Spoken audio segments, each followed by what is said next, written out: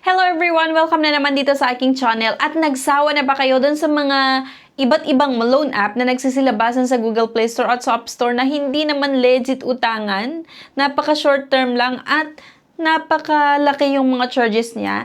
So, sana mapanood nyo talaga itong video na ito. Nagawan ko na to before ng video and na-upload ko na rin. Pero, balikan lang natin kasi marami pa rin akong mga nare-receive na message sa aking email. Saan daw pwedeng makautang na legit? Yung nag-o-offer ng malaking amount?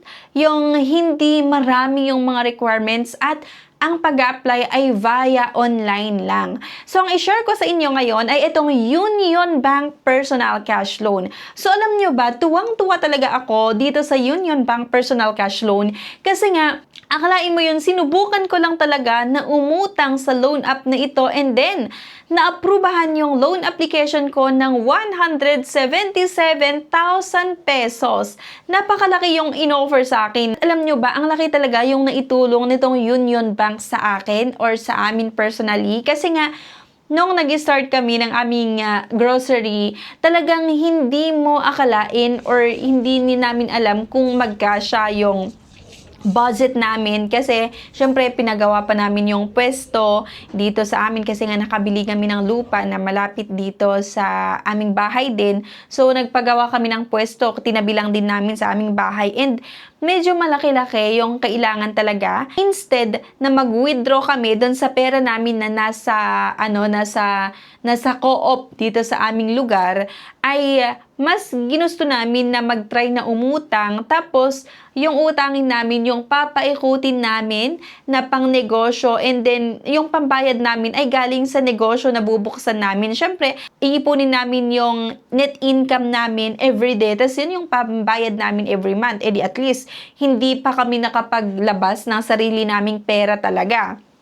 So, ito na nga, isa itong Union Bank na nakatulong sa amin. So, nag-try nga ako na umutang dito sa Union Bank and napakadali lang talaga. At sa mga interested or gustong mag-try na umutang dito sa Union Bank Personal Cash Loan, ilalagay ko na lang din yung link dyan sa comment section. So, i-click nyo lang yung link na yan after nyo na mapanood yung buong video natin para masubukan nyo din na umutang sa loan app na ito. Pero sana panoorin nyo nga hanggang sa matapos yung video natin ha, para magkaroon lang din kayo ng idea, makita nyo kung ano yung possible na sasagutan nyo, okay? Ano yung requirements na kailangan meron kayo, okay? So, ito na nga. Pag na-click mo yung link na makikita mo dyan sa comment section, mai-reroute ka mismo dito nga sa website ng Union Bank. Okay? Legit website nga nila. And then, may makikita ka na get cash, di ba? At alam nyo ba, mga ka-insa review, 5 to 10 minutes lang talaga yung pag-apply ko. At kung na-aprobahan yung loan application ko, ay talagang pinasok din nila agad-agad yung pera doon sa Union Bank account ko. Wala pa talagang 30 minutes na inabot, kundi 5 to 10 minutes lang, approve yung loan application ko, na disburse na nila yung loan proceeds doon sa Union Bank account ko. Kaya nakakatuwa lang talaga.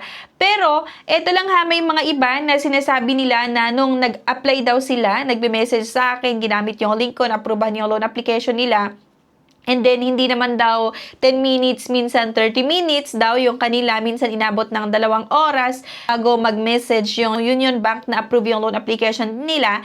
And then, bago nila makuha nga yung loan proceeds or pinadala ni Union Bank yung loan proceeds doon sa Union Bank account nila. So, hindi pare-pareho, case-to-case basis din siguro. And ako lang din kasi medyo matagal ako na may Union Bank account. Kaya siguro, nun kadali lang yung pag-send nila ng loan process dun sa Union Bank account ko. So, yung iba kasi ay nag-create pa ng kanilang account muna. Okay, so yun nga, pagka-click nyo ng link na makikita nyo dyan sa baba, may reroute kayo dito sa website nga ng Union Bank at ito, open website. Ito yung makikita nyo, do you have a credit card where you are the principal card holder? Mamimili ka lang naman dyan yes or no, and should be a credit card holder for at least 3 months. So, mamimili ka lang naman dyan yes or no. And may pa-disclaimer, so kailangan yung mabasa to. Union Bank Personal Loan offers an annual loan rate of 35% to 36% for new to Union Bank customers of up 1 to 5 years. So, meron pa silang example na nilagay dyan. So, basahin nyo na lang once na subukan nyo na umutang. And is your annual income at least 250,000 pesos? Yes or no?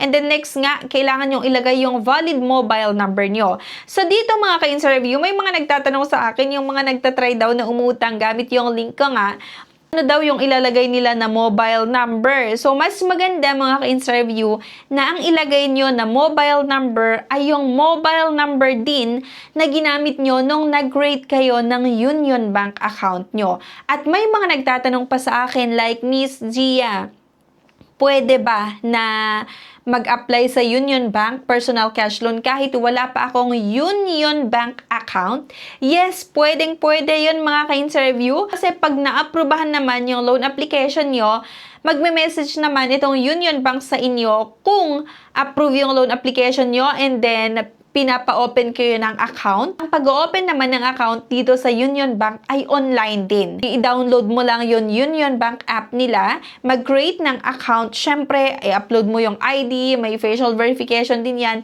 and then agad-agad, meron ka ng Union Bank account number once na nakapag-open ka nga. May link sila na isi-send. Click mo lang yung link na yun kung gusto mong kunin yung loan proceeds, and then ilalagay mo lang yung Union Bank account mo. So, sabi ko nga, pwede naman kahit wala ka pang Union Bank account.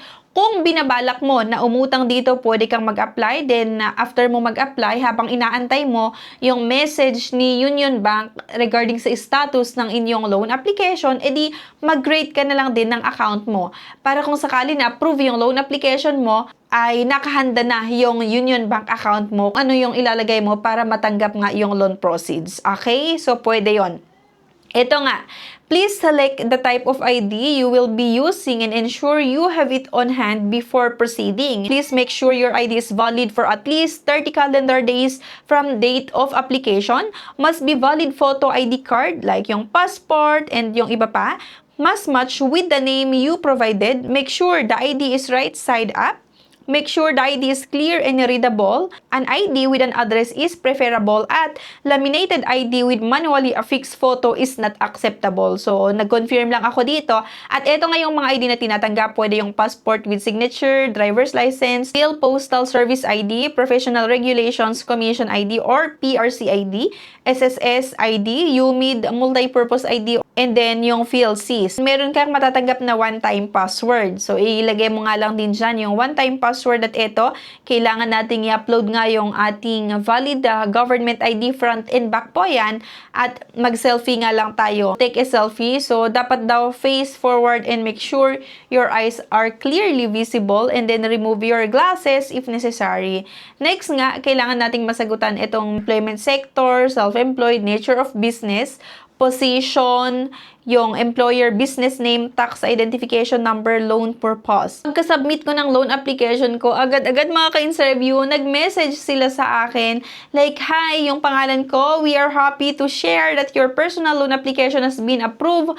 You can proceed to get your loan by visiting this link." So, ito yung sinasabi ko kanina, yung link na isasend nila, i-click mo nga lang yung link na yun, may route ka doon sa website ulit nila, and mababasa mo doon yung ibang mga instruction. Okay, so kindly be informed that this link will only be valid for 15 days. So, kailangan makuha natin yung loan proceeds within 15 days kung sakali na gusto mong kunin. Note to receive your loan proceeds at the earliest, please open a personal savings account first via Union Bank Online as we required auto-debit arrangement as mode of payment. Ito yung sinasabi ko sa inyo mga ka-interview na kung sakali na wala ka pang account dito nga sa Union Bank, once na approve naman yung loan application mo, nire-require ka nila na mag-create ng Union Bank account mo. Kasi nga, yung mode of payment din talaga ay via auto-debit. Kaya dapat may account din talaga kayo dito sa Union Bank. At ayun na nga, mas mabilis yung pag-disburse din nila ng loan proceeds. Okay? So, maliban dun sa email sa akin, meron pang nag-message sa aking mobile number. Like, "We are happy to share that your personal loan application has been approved. You can proceed to get your loan by visiting this link." Pagka-click ko nga, yung link, ito yung lumabas, "Congratulations, you're approved for a Union Bank personal loan. Avail of your loan in just a few steps. So, click on the button below to start." So, pagka-click ko nga, ito yung lumabas. Congratulations, you are eligible to loan up to 177,600 pesos. Ang laki mga ka-interview yung offer sa akin itong Union Bank. So, tuwang-tuwa lang din ako kasi talagang nagamit namin yung cash. And at least nga, sabi ko sa inyo, hindi namin kailangan na mag-withdraw ng sarili naming pera para pang-start ng negosyo. So, yun lang din yung isa sa mga natutunan ko dun sa mga ibang kakilala ko na business owner na kung meron kang cash, di itago mo muna tapos pwede kang manghiram ng pwede mong gamitin na pang-start ng business. Then, kung ano yung net na kikitain mo, yun yung pambayad mo. At least, nakapag-start ka ng business and then, once natapos mong bayaran yung, di ba, pwede mong bayaran ng mas maaga kung maganda yung kita ng business mo. Di at least hindi ka pa nakapaglabas ng sarili mong pera, di ba? Basta alam natin nga kung paano paikutin yung pera na hiniram natin. Nag-start ka ng business, wala kang nilabas ng sarili mong pera, pero nakapag-business ka at pag nabayaran mo yung utang mo, di ang ganda. No? Monthly installments due, 5,412.46 per month.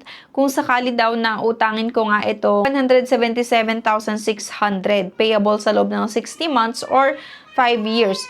So, ito pa yung isa na nakita ko dito sa Union Bank. Mahaba yung terms na ino-offer. Akalain mo yon 5 years or 60 months itong terms na ino-offer nila.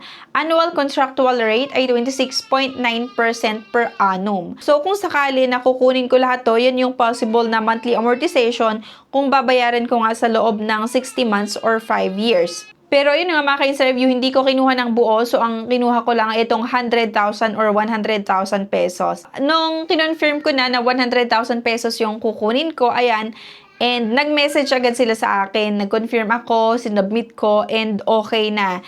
Nakuha ko na yung 100,000 pesos payable sa loob ng 24 months. So, ang monthly installment due ko ay 5,432.95 per month, 24 months tenure at merong annual contractual rate na 26.9% per annum.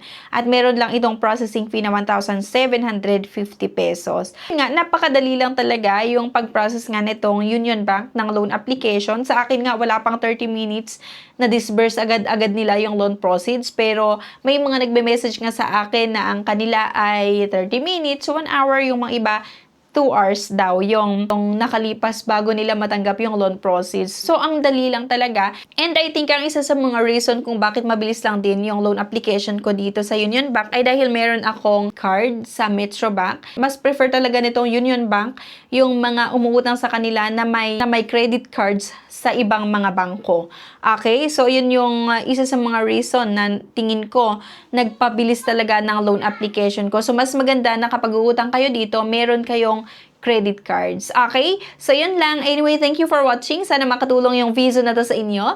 Please don't forget nga to like, share, and subscribe. At kung may katanungan pa kayo regarding nga dito sa Union Bank Personal Cash Loan, sana i-comment nyo po yan sa comment section para mabasa ko at sasagutin natin sa mga susunod na videos. Thank you guys and see you sa aking next vlog. Bye!